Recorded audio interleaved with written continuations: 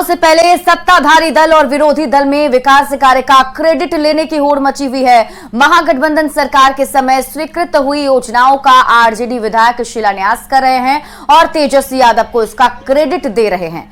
छौड़ा दानो और बनकटवा प्रखंड को जोड़ने वाली जर्जर पुल की जगह नए पुल का निर्माण होगा। आरजेडी विधायक ने इसका शिलान्यास किया है और इसका क्रेडिट तेजस्वी यादव को दे दिया है। विधायक ने बताया कि 10 करोड़ की लागत से ये पुल बनेगा और इस पुल के बनने से लोगों को काफी आसानी होगी। बता दें कि 2017 में आई बाढ़ में ये पुल धंस गया था। विधायक का दावा है कि तेजस्वी यादव ने इस पुल की मंजूरी दी है। 10 करोड़ के लगभग लागत से पास हो गया है और शिलान्यास भी हो गया और बाद से काम स्टार्ट हो गया। दूसरी चीज़ ये है कि ये छौड़ा दानो के आगे उधर बंजरिया आदापुर और इधर बनकटवा घोड़ा साहन चिरैया सब जोड़ने वाली ये पुल है। गोपालगंज में पुलिस ने शराब से भरी एक कार को जब्त किया है। जब्त कार से 254 लीटर शराब मिली है। शराब तस्कर अंधेरे का फायदा उठाकर के फरार हो गए हैं। भोरे थाना की पुलिस के मुताबिक तस्कर यूपी से शराब की खेप लेकर आ रहे थे। पुलिस ने कार का पीछा किया तो शराब तस्कर लाला छापर गांव के पास कार को छोड़ करके फरार हो गए। फिलहाल पुलिस छानबीन कर रही है।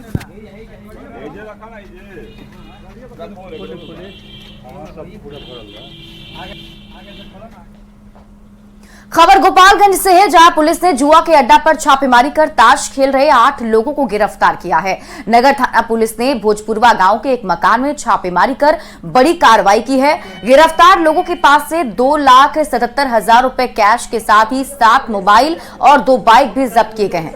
बताया जाता है कि रात में लोगों को बुलाकर जुआ खिलाने का धंधा यहां चल रहा था।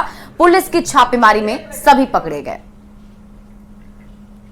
मुंगेर में 26 वर्षीय युवक का पंखे से लटका हुआ शव मिला है और इसके बाद सनसनी फैल गई है। बताया जा रहा है कि युवक पोस्ट ऑफिस में ज्वाइन करने ही वाला था और इस घटना के बाद परिजनों में कोहराम मचा हुआ है। दरअसल युवा छोटा सा व्यवसाय करता था और गोदाम में ही सोता था। मौके से शराब की बोतल भी मिली है। परिजनों ने दोस्तों पर गलत संगत में डालने का आरोप भी लगाया है। परिजनों के अनुसार गलत संगत में आकर के उसने ये कदम उठाया होगा। हालांकि पुलिस मामले की छानबीन कर रही है।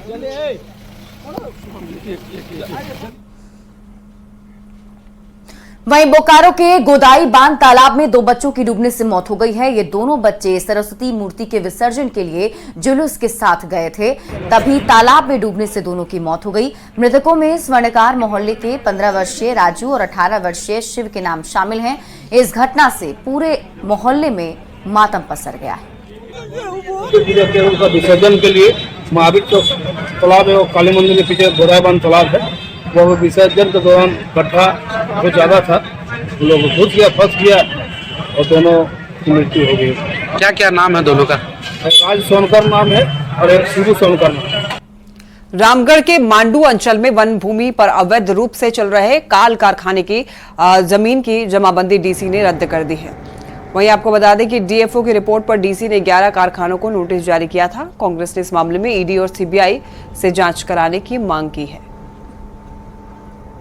नोटिफाइड फॉरेस्ट लैंड है, करीबन 45 प्लॉट में से 26 प्लॉट में ऐसा है और ये डीएफओ की बहुत लंबी एक रिपोर्ट आई हुई थी जिला वन प्रमंडल पदाधिकारी की, जिसके अनुसार से 11 औद्योगिक प्रतिष्ठान और कुछ लोगों का नाम है जिन्होंने वन भूमि पे कब्जा करके या तो प्रतिष्ठान खोले हैं या किसी अन्य तरीके से कब्जा किया है। टाइम में लगी हुई थी। जब ये मामला संज्ञान में आया है तो इस पर एक्शन लिया गया और जो विधिवत होता है इस पर बिहार लैंड इंक्रोचमेंट एक्ट के तहत, बीपीएलई एक्ट के तहत इन पे कार्रवाई शुरू की गई। जब इनके द्वारा कुछ कागजात प्रस्तुत किए गए तो ऐसा पता चला कि इस जमीन पे जमाबंदी है, तो उस बीपीएलई के कार्रवाई को कंक्लूजन तक पहुंचाने के लिए उस जमाबंदी पर डिसीजन ले। इस वक्त मैं मौजूद हूं रामगढ़ जिले के मांडू अंचल के रौता में। आप हमारे पीछे देख सकते हैं, यहाँ पर कई कल कारखाने संचालित हो रहे हैं। दरअसल ये अधिसूचित वन भूमि पर ये कारखाने गैर कानूनी रूप से चलाए जा रहे हैं। डीएफओ रामगढ़ के रिपोर्ट के बाद रामगढ़ डीसी चंदन कुमार ने कुल 11 कल कारखानों पर कार्रवाई की है। इनमें से 2 कारखानों का भूमि का जमाबंदी को रद्द कर दिया गया है। इसमें globe steel factory and alliance private limited का खाता संख्या 29, प्लॉट संख्या 325, रकबा 2 एकड़ और वैष्णवी फेरोटेक प्राइवेट लिमिटेड खाता संख्या 29, प्लॉट संख्या 65, कुल 80 एकड़ भूमि को यहाँ पर जमाबंदी रद्द कर दी गई है। लेकिन वर्तमान में डीसी रामगढ़ द्वारा एक बड़ी कार्रवाई की गई है, जिसके बाद से पूरे इलाके में हड़कंप मचा हुआ है। चूंकि इन कारखानों में सैकड़ों की संख्या में मजदूर काम भी करते हैं, लेकिन प्रशासन का कहना है कि चूंकि ये अधिसूचित बम भूमि पर कारखाने संचालित हो रहे हैं, नियमतः इन पर कार्रवाई की गई है। फिलहाल देखने वाली बात होगी कि इस कार्रवाई के बाद कितने लोग इससे प्रभावित होते हैं, लेकिन जिला प्रशासन की इस कार्रवाई का लोग स्वागत भी कर रहे हैं। जावेद खान, न्यूज़ 18 रामगढ़। धनबाद में Maneka Gandhi animal welfare team और वन विभाग ने 2 बाज का रेस्क्यू किया है। ये दोनों बाज पेड़ पर उल्टे लटके हुए थे। चाइनीज धागे की डोर बाज के पैर में फंसी थी। इसकी वजह से वो जिंदगी और मौत की जंग लड़ रहे थे। वन विभाग और धनबाद नगर निगम ने स्काई वाहन के जरिए 5 घंटे तक रेस्क्यू ऑपरेशन चलाया और दोनों बाज को मौत के मुंह से बाहर निकाल लिया। जब से मैं धनबाद में एनिमल रेस्क्यू करता हूँ, साथ ही ये फॉरेस्ट डिपार्टमेंट से हैं, डीएफओ सर हैं हमारे विकास पालीवाल सर, उनको मैंने फ़ोन किया था तो उन्होंने तुरंत फॉरेस्टर सोनू मंडल जी को और यमुना जी को भेजा और रेस्क्यू ऑपरेशन में उन्होंने फिर नगर निगम से सहयोग लिया। ये गाड़ी हम लोग को वाहन उपलब्ध कराया। ये इसकी गाड़ी के बिना हम लोग का ये रेस्क्यू ऑपरेशन सक्सेस नहीं हो पाता, क्योंकि ये बहुत ही टफ रेस्क्यू है। मैंने बहुत सारे रेस्क्यू किए हैं पिछले 8-10 साल से, लेकिन ये जो रेस्क्यू ऑपरेशन था ये मेरा सबसे टफ और हार्डेस्ट रेस्क्यू था। आपको बता दें कि एससीईआरटी में आयोजित टीएलएम मेला में पहले दिन ही शिक्षकों के आइडियाज की जमकर तारीफ हुई है और निर्णायक मंडलों ने सभी स्टॉल्स पर घूम घूम करके बेस्ट आइडियाज की मार्किंग की। हिंदी वर्णमाला से लेकर के कविता, कहानियां और गणित के जोड़ घटाव तक सिखाने का तरीका अनोखा दिखा। तो वहीं एक शिक्षिका ने अपनी साड़ी के जरिए संदेश देती हुई नजर आई, जिस पर बुरी आदतों को छोड़ने और खेल खेल में पढ़ाई के प्रति आकर्षित करने का संदेश दिया जा रहा था। मौके का जायजा लिया हमारे सहयोगी रजनीश कुमार ने।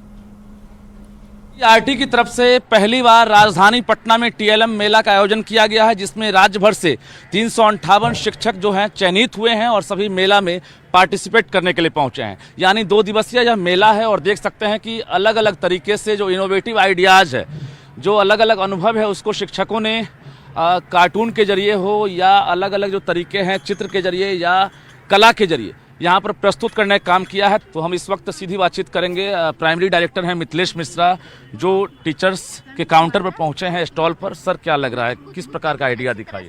देखिए, मैं अभी देख ही रहा हूँ इन लोगों का राज्य स्तरीय टीएलएम मेला अर्थात जो टीचिंग लर्निंग मटेरियल का एक समागम किया गया है जी।